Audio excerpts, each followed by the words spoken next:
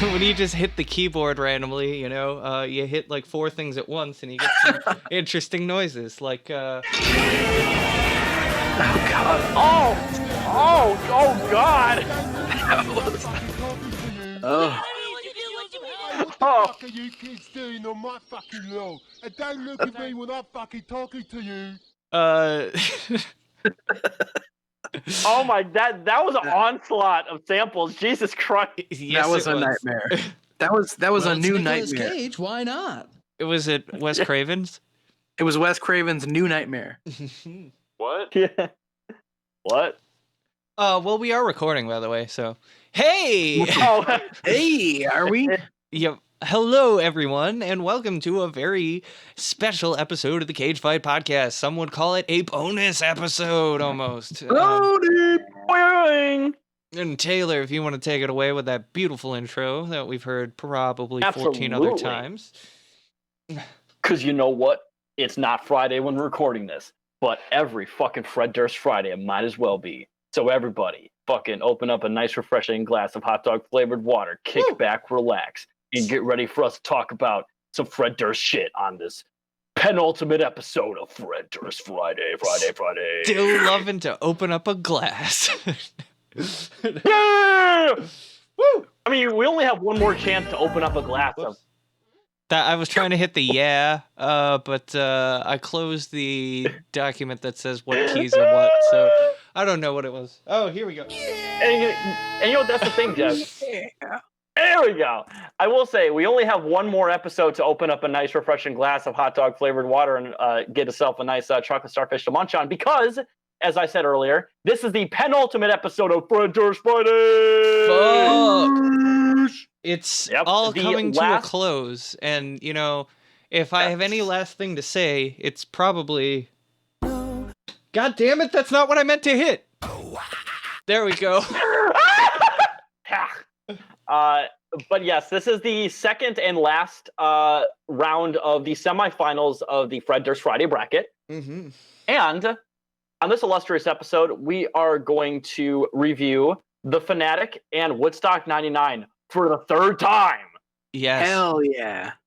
Now, if you'll recall, last time that we reviewed Woodstock 99, we played it the entire time as we recorded the episode. That was good content. That was good content. That was good content. It was really good. Mm-hmm. And we just sort of recapped all the events that happened, including the actual sexual assaults that were caught on film. Because that literally did happen during the stream. It sucks. It's not good. We don't like it. Don't speak for yourself. That's true, actually. I shouldn't speak for the gentleman in this room. But yes, I want to go over the Fanatic first. So, did y'all watch this movie again, or was it just me? Look, I already watched it twice, and both of them were in, like, the last couple months. I wasn't gonna watch this a third time. I'm sorry. Like, I just watched this a month ago, if that, and that I've was watched the this second time. probably 10 times. This is my third time watching The Fanatic, all for this show. And honestly, I think this movie is like gonna be my new The Room. I fucking love this movie. It's so funny. John Travolta's performance is just masterclass. It's so good. Hunter Dunbar, why are you're tearing me apart? You're tearing me apart, Hunter. Hunter Dunbar, why have you forsaken me? Why have you forsaken me? My self-righteous attempted homicide. Never mind.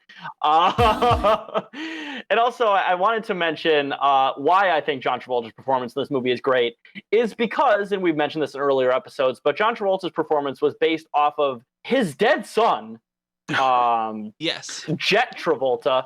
And I kind of wanted to explain on how good of parents Kelly Preston and John Travolta were to Jet. So I decided to do a little bit of research on Jet Travolta and how he died.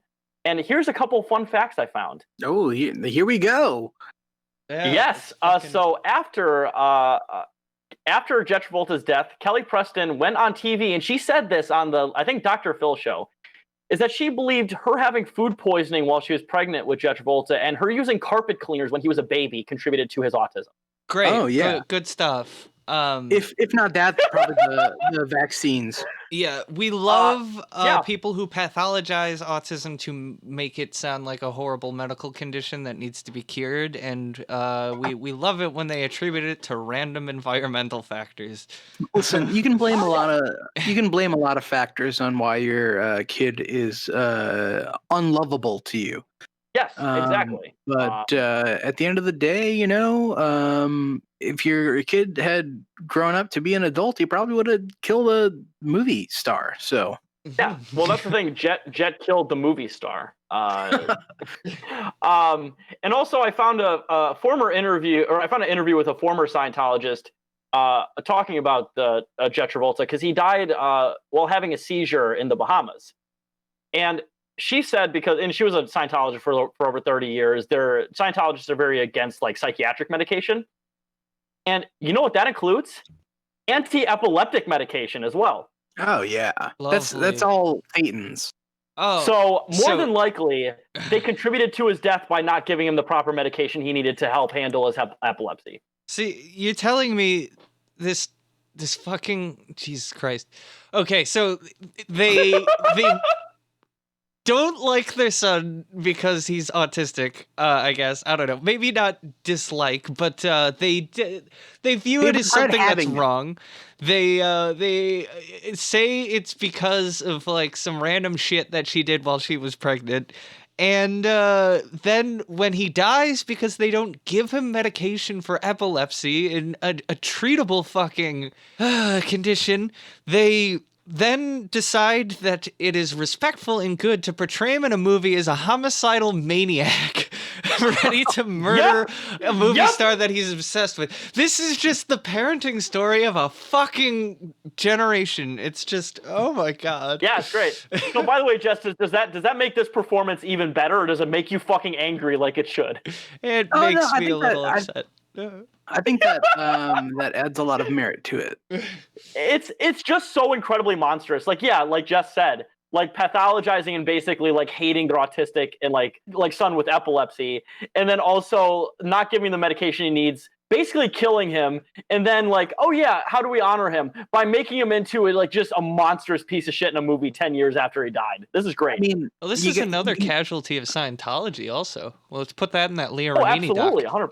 100%. You have to admit that having a seizure on vacation is pretty not chill. You know? No, it's not chill. And some other fun observations. I sort of realized while I was watching it halfway through, the Fanatic really reminds me of a story that a school shooter would write in like school, like a school project. Oh yeah, like Kevin wrote this. Are you guys familiar with the Virginia Tech shooter Cho Sung-hui? I'm not beyond the fact that he did the Virginia Tech shooting. I'm on a Patreon for fans of his, but that's about it. So fun fact, I was reading his Wikipedia article, or I should say on the Virginia Tech shooting, and it really reminded me of a specific play that he made. Would you guys be interested in the synopsis of the play that he made that reminds me a little bit of the Fanatic? Oh yeah. And he wrote this in a class. He literally wrote this for a college assignment, by the way. The play is entitled Richard McBeef. In 2006, Cho Sung-hui wrote a short one-act play titled Richard McBeef. The play focuses on John, a 13-year-old boy whose father has died in a boating accident, and John's stepfather, ex-football player Richard McBeef, whom John constantly refers to as Dick. When Richard touches John's lap during an attempt at a father-to-son talk, the boy abruptly claims that his stepfather is molesting him. Oh, yeah. Then John accuses his stepfather of having murdered his biological father and repeatedly says that he will kill Richard. John, Richard, and Sue, John's mother, are suddenly embroiled in a major argument. Richard then retreats to his car to escape the conflict, but John, despite claiming repeatedly that Richard is abusing him, joins his stepfather in the car and harasses him. The play ends with John trying to shove a banana-flavored cereal bar into his stepfather's throat, killing him in the process. Great. Great. And for whatever reason, that really reminds me of the Fanatic a little bit. Like, it just... Yeah. I can definitely see that happening in the Fanatic. I don't know. It's that really reminds me of, like, you know what, I hate Hunter Dunbar so much, I'm gonna write a play about him dying. Yeah. That'll show him. You're not real. None of this is real. Who knew that the Virginia Tech shooter was such a strange person? Was maybe not well adjusted. Yeah, who knew a guy who killed over 30 people would be a little strange? Hey, if only there had been a good guy with a gun there. Yeah. Oh my god, it's just fucking awesome. Well, oh god, I was gonna make a real bad joke. Oh, Say, well, there was because he Patreon. shot himself. No, I'm sorry. That's a good joke. That's a good joke. I think we can all. Let's think he is. You know, that's like he is a hero because he killed himself, and he is also an hero for the same reason. Yeah. And they say that an hero could save us. I'm gonna stand here and wait to shoot myself because I got to shoot myself right now. Oh, Jesus Christ. And also one more observation about the actual movie itself. There's a line in the movie where he's talking to his friend, sister. I don't know who the fuck she is in relation to Moose. Anna, I think her name is. I think it's just a friend. She looks way too young to be his sister. But then again, I don't know. Like my oldest friend. Yeah. Oh, sorry. Oh, yeah. But you say he's just a friend. They say she's just a friend. Ooh, Moose, you. Okay. Maybe a sister from another mister, if you will. Yeah. Exactly. But Moose says the line where he's like, "Oh, this reminds me of Maniac, not the crap remake, the good one." First off, have y'all ever seen the Maniac remake with Elijah Wood? The Elijah Wood one.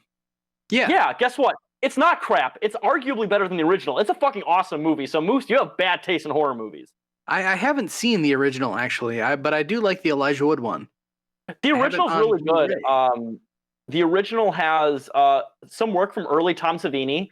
Okay. It's also got a standout role from an actor who was in the Godfather movies. It's a really good movie. I like it a lot. I haven't seen either of them. The remake is. I will say the remake's probably a little bit better, but they're both fantastic horror movies. But yeah, Moose calling the remake shit. But yeah, Moose calling the Maniac remake crap is just. I'm sorry, dude. You just have bad taste in horror movies. That's just fact of the matter. Yeah, I think we can all agree on that. Oh God, do you guys have anything to add about the Fanatic after having talked about it for the third fucking time? For the show? I will say that this is one of the iconic Fred Durst pieces of art, and I think there's no real denying that. Yeah. Honestly, this is within the top 3 movies Fred Durst has ever directed. Yes. Yeah. For sure. It is kind of some iconic Fred Durst material, if we're being honest, I think. I don't know. Oh, yeah. Oh, for sure. I mean, well, we did mention this, is that Fred Durst did base this movie off of a fan interaction that he had, so... With a man named Stanley. Yeah, Stanley. No, Stanley Tucci, right? It's a man named Elk. He had a brother named Deer and a cousin named Antelope. Yeah. His mom was a real horse. And his dad was a bear. His dad was a bear of a man, yeah. Oh God, Jesus Christ! Anything else to add? And his brother, Twink. No, I'm sorry, but Twinkie Ramirez. No, I think you're talking about oh my God, that's gonna be my new fucking Twitter name. Yes, please. It's probably already been taken. Let's be honest. Yeah. Oh Jesus Christ! Anything else to add before we go on to Woodstock '99? I don't think so. Yeah, I think we covered everything we can with this movie. Oh yeah, absolutely. So for Woodstock '99, I actually did rewatch the performance, and it is also once again a very solid performance. I think Fred Durst does a fantastic job. I think Wes Borland's costuming is on point. I will say that Sam Rivers' middle fingers at the beginning are a little like a little half-assed, but whatever, he's trying. And it's just good. You could really put some more energy into that bird you're flipping there. Like, and you could be like Birdie. We'll talk about put some more. Yeah, energy bird I've ever seen. Yeah, just low T bird energy.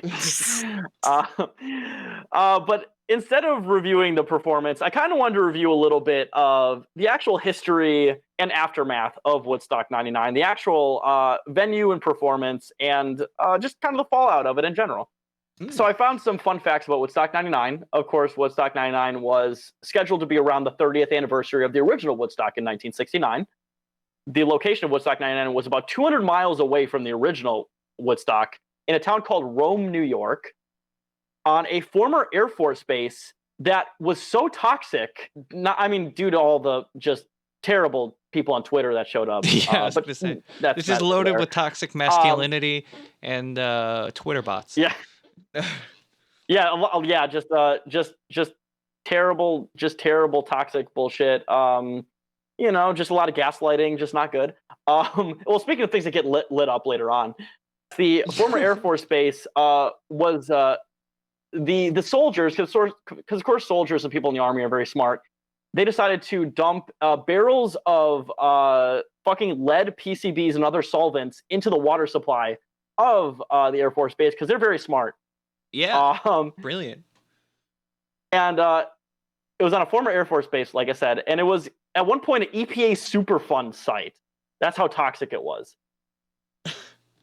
Are you familiar with Superfund site, Jess? No, I'm not. Super Meat Boy? Super Meat Boy Fun site, yes. But a Superfund site is a site that the EPA qualifies as basically too hazardous to live on, so it needs to be cleaned up as soon as possible. Oh yeah. So yeah, needless to say, this was a great site to have nearly 400,000 people at. Oh, for sure. Yes. Woodstock 99 cost 30. Yeah, brilliant. Woodstock 99 cost $38 million to host. $38 that was in 1999 million to get. And we are in the black. Yep. Oh, Wait, to be fair, it was in the red. It was in the red. That much money was involved, and only how many people got raped? That's pretty good. Like, I mean, anybody with that much money in Hollywood has definitely raped more people than that. Oh yeah. Oh, okay. Fun fact. And that was another fun fact. There were at least 8 reported rapes. Yeah. At least. I mean, Weinstein's got more under his belt, right? Yeah. That's true. That's true. No, he really. Right? No, you're not kidding. He really does. And also, there was also one reported gang rape. So great. And the gang was the band Soulfly. That's true. Yes.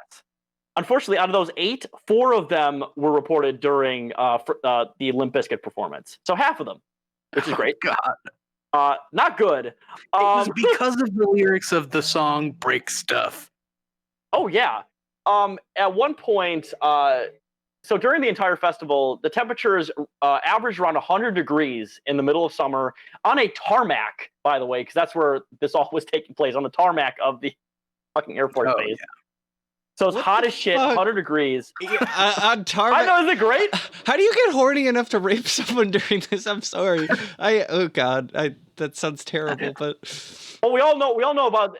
Well, rape is not about horniness; it's about power, Jess. You know that. It's a power dynamic thing. Yeah, it's a power dynamic thing. True. Exactly. There's nothing sexy about it. I think both parties can agree. And also, there were water fountains during the festival, but they weren't there weren't a whole lot of them, and people were really thirsty and they were getting really hot, so they just decided to break the fucking water main. So the whole venue just got flooded in mud, piss, and shit. They decided to break stuff. They did, and there were a lot of porta potties, but not enough. So they were constantly overflowing as well. And a lot of them were tipped over and set on fire near the end of the festival. Anyway, so yes, 100 degrees on a tarmac, fucking poop shit, like fucking piss water everywhere. Everyone's getting sexually assaulted. People are naked. So it's a great time. Everyone's having a good time. Yeah, fucking wonderful time. Yeah. Simply and also a wonderful Woodstock time. Woodstock 99. Wonderful and gang also, rape time. Hell yeah. And to make it even better, there was also no shade during it because the trees weren't even able to grow on the Air Force base because it was tarmac and it was also fucking toxic for people to live on. So yeah, this whole festival was such a great idea. So after the performance, there were 10,000 people who needed to get medical attention after the festival. 10,000 people. Wow. What? Was some of this just for bad sunburns or something? Or they, like I said, over 10,000 people went to the medical tents to get treatment at some point during the festival. That's 10,000. Insane. That is fucking insane. How could they even prepare for that much? I don't know. Whew. Well, clearly they didn't do a very good job. Yeah. And also, after the festival, so talk about all the things that happened. I mean, things were set on fire. People were assaulted, sexually assaulted, all that. Only 44 people were arrested after the festival. And also another fun fact, there were security guards at their performance. I can't remember what they were called, but they were called something really dystopian, like the Peace Corps, or like Peace Volunteers or something like that. Like Peace Corps. Yeah, some real like death squad shit in like a Central American country that they would call these people. And the cops that were actually there, half of them either were taken off duty during the festival or were just simply fired during their performance. So like half the cops that actually did show up, they're like, oh yeah, half of you're not even allowed to be here anymore because you guys are too much degenerate pieces of shit and you can't actually help out. Should happen to all cops. So yeah, great. Yeah, right. And out of the 44 people that actually were arrested, only one of them was for sexual assault. What the fuck was everyone else arrested for? Destruction of property? Oh, probably just like destruction of property and shit. Public urination. Yeah, public urination as well. But yes, obviously, everything is great at this festival. Nothing went wrong. There wasn't a massive fallout. Woodstock's name wasn't tainted for the end of time, and even Woodstock 2019 turned out really well, obviously. The more I learn about Woodstock 99, the more upset I am that everyone thinks like Fire Festival is a isolated incident. Yeah, seriously. It's like the only one that had so Ja much Rule more organizing it. That's true. That's true. And you know what I will say, though, just to be fair to Woodstock 99, nobody died. That's impressive considering how bad this was. That is impressive, and that's not saying a lot. No, it's not. That's not at all. Oh God, but yes, that was Woodstock 9, and I'm only covering most of it. There's a lot of other things that weren't said about Woodstock 99 that I could go over, but it really was just an epic fucking disaster of a music festival. It was awful. Holy shit. Honestly, talk about Woodstock 99, not a good time. But not a good time. Not a good time. I don't know, but having not been able to go to any concerts or big events for all of 2020, do you think you'd still go if you had the chance? You know? Okay, so I honestly would, but I would stay away from the poop, mud, and rape pits. What's worse, sexual assault or a potentially deadly disease? It's a coin toss for me. Oh yeah, absolutely. And I also will say one funny thing. I found a map of the actual Woodstock 99 grounds on it, and one of them had a PlayStation 10, so you just play PlayStation games if you wanted to. Well, that's interesting. That's all right, I guess. I was like, why is that a thing at a music festival? To be fair, you might as well play PlayStation games instead of getting fucking sexually assaulted. Yeah. Well, hey, if it's a PlayStation 10, maybe you do it to get the fuck out of the 100-degree weather with no shade. Yeah, exactly. Oh, and another fun fact, water bottles were running around $4 to $8 during the entire festival, too. That's absolutely insane. That's cheap. Yeah, nowadays, actually, that is kind of cheap sometimes, but in $1999. Yeah. I think there was a big controversy over that that they ended up calling Watergate. So exactly, yeah.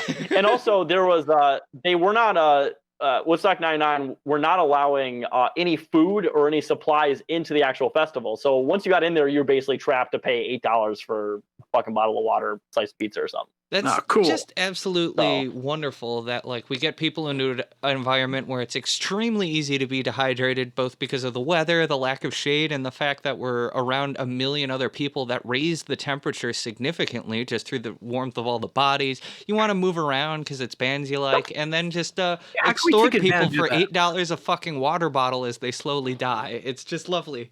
You know what, Jess? I'm sorry. We have to reiterate, we're a very pro-capitalist podcast, okay? Yeah, extremely. I don't know. Honestly, Milton Friedman, he's my fucking hero. Yeah, the best. And Rand, she's making me Randy, let me tell you. Total Ein. I don't know. I really do feel that at large outdoor summer music festivals that water should be free, and it needs to be free, and I don't think it should be legal to make it not free. Or at least have a free source of water. They did though, but then everyone broke it. And also, you have to remember that the water supply was probably still full of PCBs, lead, and solvents from the fucking military who who's put in the water supply.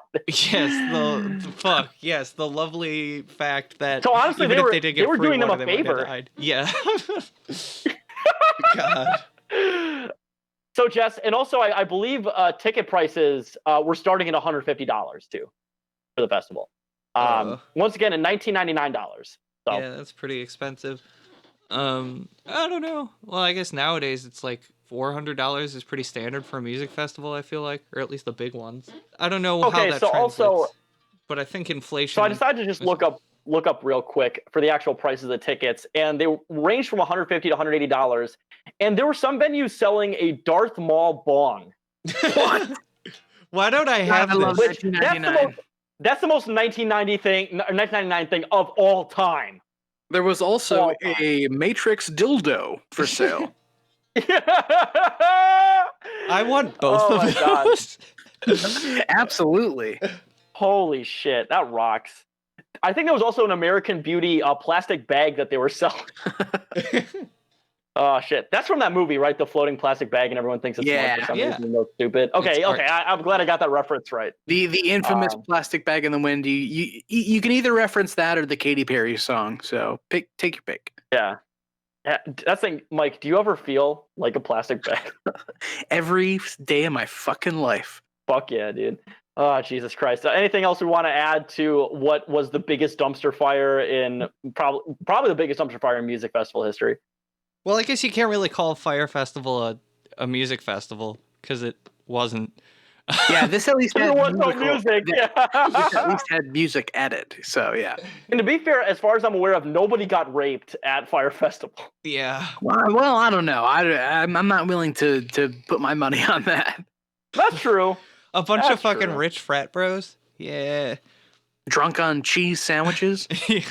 Drunk on cheese sandwiches and like just garbage lettuce. Yeah. And also one more fun fact I found out. So apparently people were allowed to camp out on the actual grounds, but because there was poop sewage water everywhere, most of the tents got flooded with poop sewage water. Oh my God. That's fucking lovely. Oh my God. That just the shit sandwich on it's already 100-some degrees. You're fucking you have no shade on tarmac, which is black and heats up and gets hot too.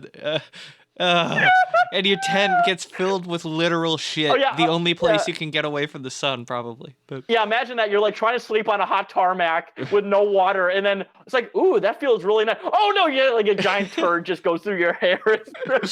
What a great day to get groped and then fucking wake up covered in shit. Yeah. Oh my God. Honestly, I would love to send every Lay Wrong Generation person who's like obsessed with the 90s, like, go back to Woodstock 99 and we'll see how good it is. Yeah. If you can survive Woodstock 99, then you're allowed to be a prick about XXX Tentacion. Yeah. Exactly. Yeah, if you want to be a pretentious dick on the internet, you have to survive Woodstock 99. That's a good idea for a movie. Oh my God. What about a reality show? Surviving. It's like Survivor, but it's in Woodstock 99. Surviving Woodstock 99. Starring Tommy Lee from Get Naked fame. Tommy Lee from Methods of Mayhem. Well, to be fair, okay, so what's grosser? Tommy Lee, his entire career, or Woodstock 99? What's grosser? Ooh, that's a tough question. I don't know which hurt more people. Yeah, that's a good question. I don't know. Who has raped more people? I don't know. Who caused more long-term trauma? Yeah. Who caused more fecal-based diseases? Who sent more people to be hospitalized? Yeah. I mean, frankly, who raped more women? We need to know that question. We don't know. Yeah. Probably more than 8. So yeah. Yeah. Yeah. Oh, geez. Hey, but Kickstart My Heart, great song. So yeah, entertainment is just full of sex offenders. We all know that. Oh, Jesus Christ. Anything else we want to add before we go to the vote here? Just tears of pure sorrow. Yeah. Absolutely. I'll do the countdown because unfortunately Dave's not here. Actually, no, I'll ask him real quick. Dave, do you want to do the countdown? What? Dave, I'm kind of sick of doing the countdown. Do you mind just getting off your fucking ass and doing the countdown real quick? Come on, Dave. Just dude. do it. Dave. All right, you'll fuck it. I'll do the countdown, even though I do it every time. Shit. Kevin. Just do it. Just do it. No. All right. 3, 2, 1. Woodstock 99. Yeah. All right, I'm glad. Woo! All right, you know what? I'm glad that was unanimous because even though I do like the Fanatic, I do want to take a break from watching the Fanatic. You want to take a break, as in you're gonna watch it a fourth time, but not in the next month. Yeah, probably I'll probably watch it by the end of the year, I would say. Yeah. I look forward to the screenings at the Oriental Theater where Fred Durst comes and everybody throws plastic spoons at him and whatever. Yeah. I can't wait till COVID's over so we can go back to the Oriental Theater. That will almost certainly not be closed by the time we go back there, right? Because movie theater's doing so well right now. Oh yeah, it's a great time for movie theaters, especially independent ones. Yeah. So yeah. God, I hope the Oriental doesn't close. That's like my favorite theater. I fucking love the Oriental. That's my favorite theater. Oriental's great. great. So great. Downer's nice It's great. too. Yeah, down there is very nice. I saw Aliens there, and I wish I probably did. I saw fucking The Room twice, Parasite, a lot of other good movies. It's a great movie theater. Well, rest in peace to movie theaters. It's been nice knowing you. My favorite pastime put into the ground. So. Well, that's the thing, is that my other favorite pastime activity is eating seeds. I made too many System of a Down references. The toxicity of Woodstock 99. The toxicity of Griffiths Air Force Base's water supply. Well, congrats to Woodstock 99. You've made it to the finals. You did. Made it to the grand final. I couldn't. I got to be honest here. I didn't want the Fanatic to win the first time, and it made it all the way to the semifinals. So it's good to see it gone. It finally got its comeuppance. But yes, on the very last Fred Durst Friday, we're going to be reviewing Bleed and Woodstock 99. I think it's interesting that the very first thing we ever reviewed, yes, and possibly is going to the final. And the very last new thing we reviewed, or was it the second to last? Wait, I'm trying to think. No, the very last new thing we reviewed was Get Naked and Seamless. Whoops. Get Naked. But I'm retconning that. I'll reverse the episode order. I don't give a shit. All right, but yes, this is Taylor signing off, and once again, Jess, do you want to plug anything here? I would like to plug the Patreon. Listen up, little little listeners. Show me your money. Yeah, you gotta give us a little bit of cash on Patreon and cagefight.com/Patreon podcast. Patreon.com/Cagefight podcast. Please, if you enjoy our content, please just throw us a little bit of money. And actually, so we're about to be wrapping up Fred Durst Friday here, and we'd like to continue these bonus episodes, but I think we're going to move it over to Patreon content. And if you would like to hear more things like this in a similar vein, now covering something other than Fred Durst, that'll be the place to do it. So exactly. Yeah. And honestly, we do need the money because these episodes take a lot of effort. So y'all need to pay us for our effort. Honestly, you guys are going out there giving Belle Delphine money, and you're giving Johnny Sins all these fucking dollars for showing their various genitalia, but yet we're the real artists here.